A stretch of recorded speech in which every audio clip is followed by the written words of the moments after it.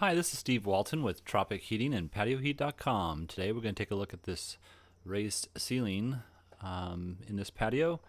If you're looking for a personalized drawing for your application or need help in designing a heating solution for your patio, please give us a call or you can email us at support@patioheat.com and we'll be happy to assist you.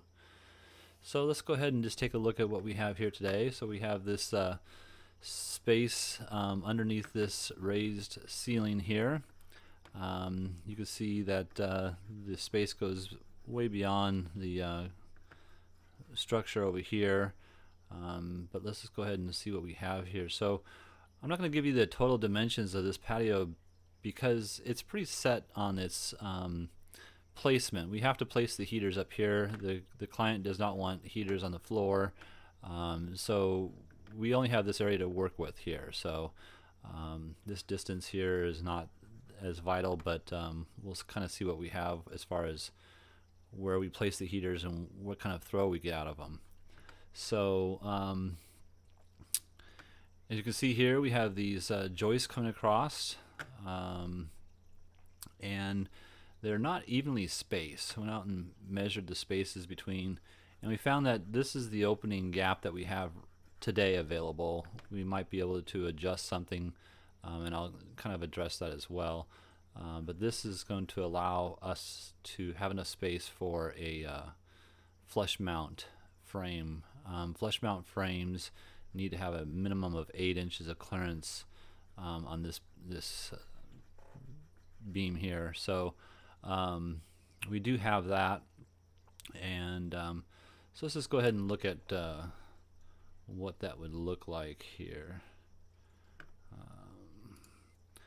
So if we place some flush mounts in this space here, I'm going to go ahead and just throw some dimensions for that.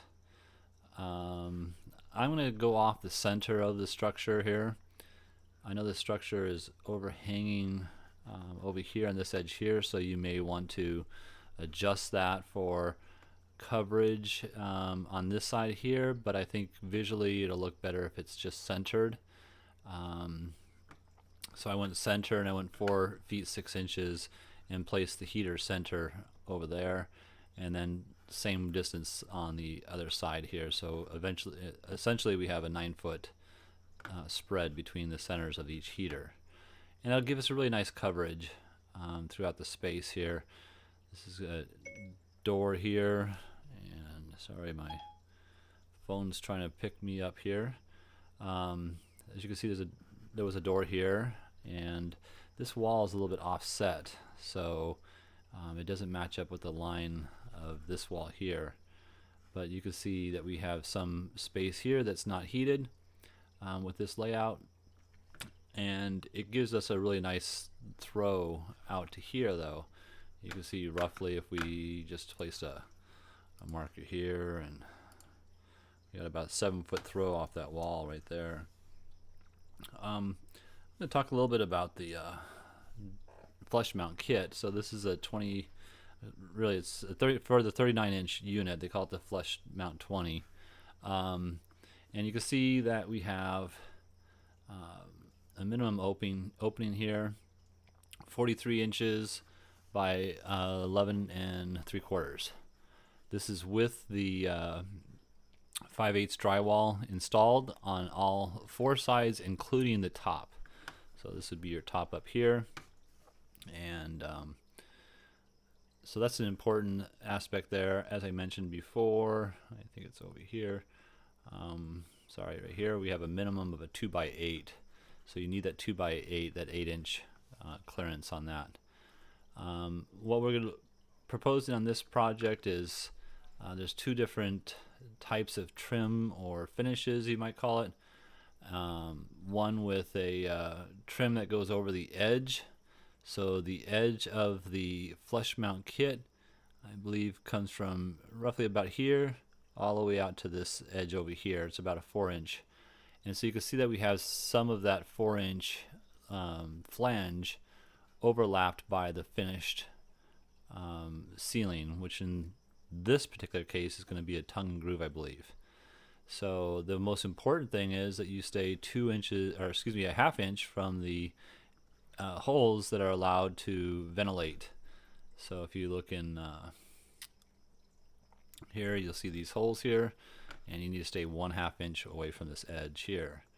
The heater is supported by gravity with the heater resting on these tabs. So this is looking up at the heater as it's placed in the ceiling. So those are a couple of things to keep in mind. Let's see if there's anything else I should mention. You should always take a look at this before you do the actual install. So you can see the overall dimensions, 47 inches by 17 inches here. And again, the opening for the flush mount, it has some standoff tabs and stuff like that I could show you if you like. So let's go back to the drawing here, and again, this is just going to show you kind of the drywall is fitted in here, and the inside dimensions of the drywall I have here at 11 3/4, and the outside finished dimensions would be 13 inches here. 3 feet 8 1/4 inch outside dimensions of this finished drywall, 1 hour rated drywall, and then 3 feet 7 inches for the inside dimensions. You can kind of see if we go inside here how we have this set up. We have this would be the flush mount kit itself, this component here, and then this is the drywall finish up here. The wires would come in from either side, this side, or over here on closer to us over here. Can't show you that, but right around here. And then the tabs will be on left and right side here, and the heater just floats in that space.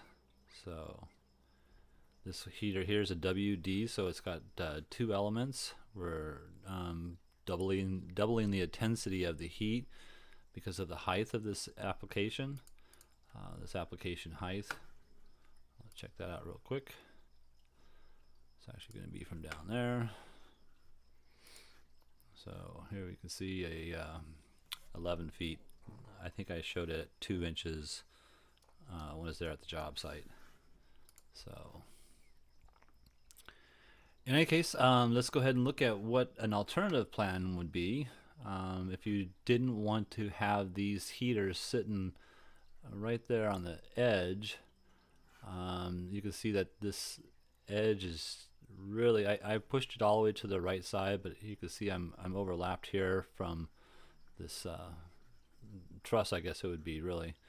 So we do have a little wiggle room to push it over here.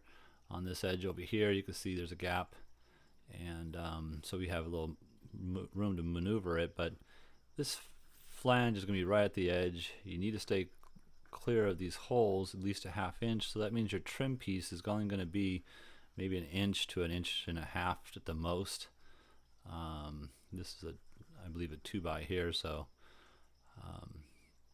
it doesn't give you a whole lot of room for the trim piece. So alternatively, if we were able to let's see here, the dimension is going to stay the same for the most part. Alternatively, if we were able to, maybe we have a double beam here, so if we could cut this one here out, possibly, maybe box these in or double up this support here, something that you'd have to talk to your structural engineer about. But then we can place the 2 heaters separated by the same distances apart, so it'll still be that 9-foot center from center of room, and then we'll get a different footprint as far as the footprint on the underside. Now I kind of like the footprint of the first example better than this one, just because here we're really pushing this up against the wall, and you can see here, because of this wall is actually a little tilted here, that we're actually penetrating into that area there, so it's wasted heat. But you know, it might be acceptable. This total footprint here, looks like we got, let's see what we have.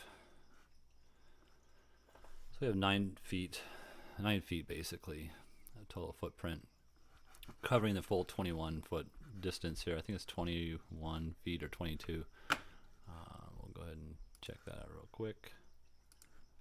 So 22 feet there. So that would be an alternative layout. You'd have to redesign the structure a little bit. I think there's still time, but there's expense in that.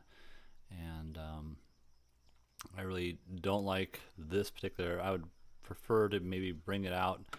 If we looked at this original image here, you'll see that we do have some lighting fixtures that are going to go in, and there's also a fan or excuse me, a chandelier style lighting up here, but we have this other light over here. So that would be an issue of putting it in this bay here, or those would have to be moved. So there's some decisions that you can make on that.